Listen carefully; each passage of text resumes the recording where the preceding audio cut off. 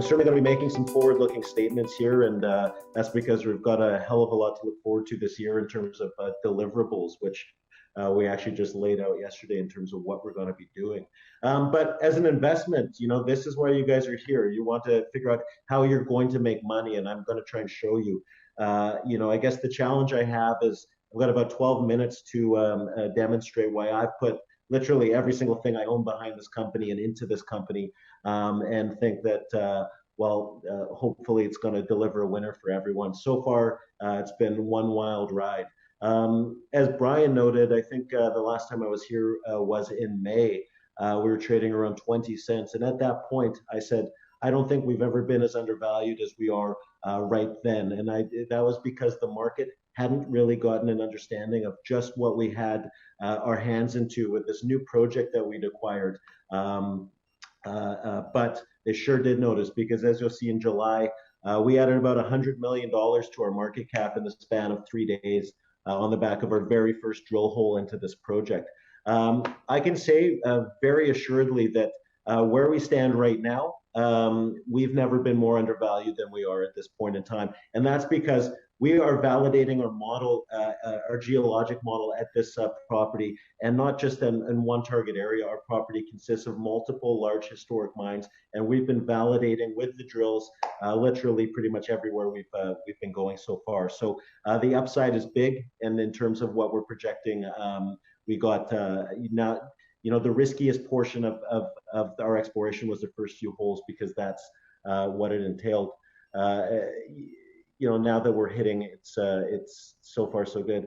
We've turned the corner from being a primarily retail held company in terms of ownership to largely institutional family office position now. Eric Sprott's among our largest shareholders, as are some of the most notable institutions in the business, including Sprott Asset Management. The largest gold fund in Europe is our second largest gold fund. We're hoping to just keep this train going. So Blackrock itself, we're focused on two things: high grade and big potential projects in the state of Nevada. We've got our Silver Cloud projects in northern Nevada. It's a very grassroots endeavor, but it's in the right area code. In fact, we just finished drilling Silver Cloud in December. So we've got about 14 drill holes that are pending right now at the lab for assays, and those should be out in the very, very near future. But given the time limitations, I'm going to be talking primarily about our Tonopah West project today, because that's what's really generated all this enthusiasm in the market this year. As you'll see, Tonopah is a silver primary district, and in Nevada, everyone thinks of Nevada as a gold jurisdiction. Well, it's known as the Silver State, and it's known as the Silver State for a reason. That's because of the Comstock lode and Tonopah. So Tonopah itself produced over 174 million ounces of silver and 1.86 million ounces of gold in the span of about 30 years. This time, 100 years ago or so, it was one of the most significant precious metals districts in all of the United States prior to the Great Depression, when metals prices tanked. In its heyday, the district itself produced up to 14 million ounces of silver equivalent per year. So it was an absolute monster. As you'll see on this map here, it's second to only the Comstock lode in terms of silver districts in the Silver State of Nevada. So, and we now control half of it. As I said, is one of the most significant precious metals districts in the U.S. 100 years ago. That's not me saying it. This is a newspaper clipping from 1912, I believe. So Tonopah itself was actually discovered by a rancher and his mule. He tripped over this big outcropping vein in the middle of nowhere, and thus the last real gold rush prior to World War I happened in Nevada, and it spurned off many significant nearby discoveries, including the Goldfields Mining District, Bullfrog, and really, really revived Nevada after the Comstock lode had petered out. There's actually a mining museum just adjacent to our property that discusses the significance of this district itself. And as pure play precious metal or as silver gold districts go, this is very unique in the sense that it's not in the middle of nowhere. This is halfway between Las Vegas and Reno, whereas other similar sort of silver gold districts. You have to go to very sketchy parts of Mexico where mercenaries are driving you around, or you're going up to Alaska and having to helicopter in supplies. It's almost too good to be true from an infrastructure perspective. The district itself can be told on this bar chart here, and the bar chart represents gold production ounces. That's the red line there. As you'll see, the discovery was made in 1900, and literally they started mining these veins straight from surface. They didn't do any drilling back in those days. They just started mining these veins right at surface, and they followed them down dip and along strike. The discovery was made on the east side of town, and then they followed everything westward.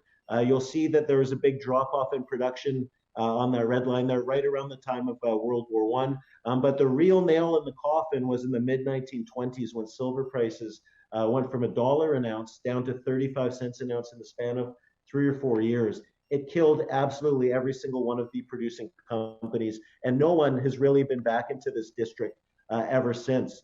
So this is what the district looked like in 1912. You'll see all of these different colors represent large operating mining companies. This was the place to be. There were most of these companies were either listed on the San Francisco Stock Exchange or the Philadelphia Stock Exchange. Now, even though Tonopah West has been consolidated into one project, we now have half of this district. So we've got countless historic mines on our property, and we've sort of grouped them into a few key target areas, which we've now revived with the drills and verified that there looks to be significant potential in moving forward, and we're pouring some gas on the fire doing so. So you saw what the district looked like in 1912. You cut it down the middle, we've got the western half, and this is what it looks like now. This is more of a real estate consolidation than an exploration prowess endeavor. This isn't grassroots exploration. This is mine expansion style drilling. And the missing link for us, the missing link for the past 100 years in the district, was this blue parcel of land here. This blue parcel of land was the holdings of the Tonopah Extension Mining Company. They were the third largest producer in the district, and these claims have been held by one family since 1930. We're the first group to ever get our hands on it, and we signed the deal to get this package, and we married it with those two other parcels that you see colored there to create the Tonopah West project, which now amasses the entire western half of this district. Now, as I said, this isn't grassroots exploration, and we're not starting with a clean sheet of paper.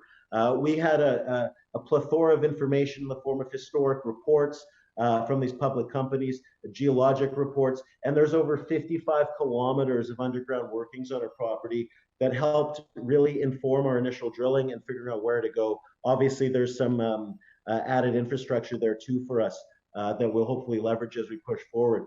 As I said, infrastructure is too good to be true. We've got everything from highway runs across our property. There's even a Subway sandwich shop about 100 meters away from the drill rig that you'll see set up there. So that's pretty good.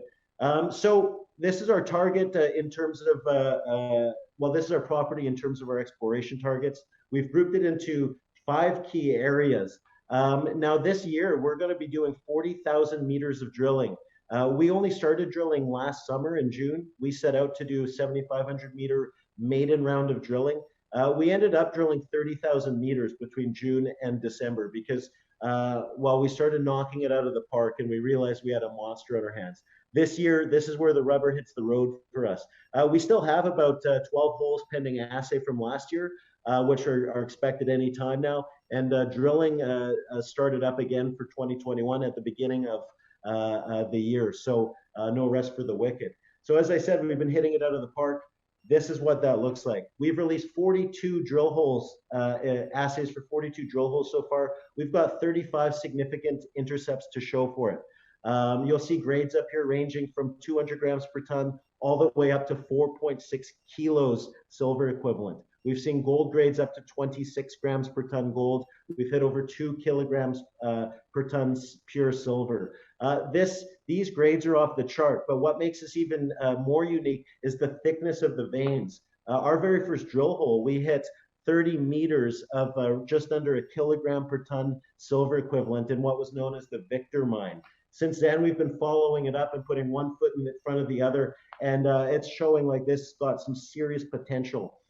We released follow-up assays just yesterday from Victor, where we've confirmed with a core drill rig now this vein. We hit 18 meters of about 300 grams per ton, or 295 gram per ton silver equivalent.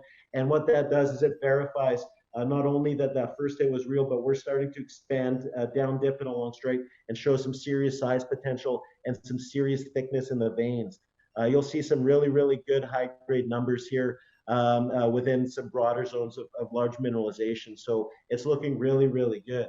But this second target here, which we call DPB, Denver Paymaster in Bermuda, this is the big kahuna of the project for us. And this is what we've laid out to market, that we're going to be doing a resource definition drill program on it this year. Meaning we're going to be delivering a resource estimate on this by the end of the year, which we see as a huge potential for us to re-rate in the market and become take things to the next level. Why are we focusing on this one? Because this is where we see the biggest potential in terms of exploration upside. This was the last producing mine in the district when things went belly up and when during the Great Depression and metals prices tanked. In fact, they actually did, the Tonopah Extension Mining Company did a lot of development work on this mine, on these veins that we're now targeting. They just never got around to mining them. So we knew we were going to be shooting fish in a barrel here. And so far, we've been hitting this as the model predicted. We thought there was going to be 4 veins in this zone. We've actually uncovered 2 new veins. So this year, we're going to be drilling out these 6 veins to deliver a resource that's going to be probably at 75 meter spacings along, but you'll see grades in this area up to 4,600 grams per ton silver equivalent. So we're very excited by what we're going to be delivering this year, and we've got a lot of assays pending at the lab right now. So lots to look forward to in the short term.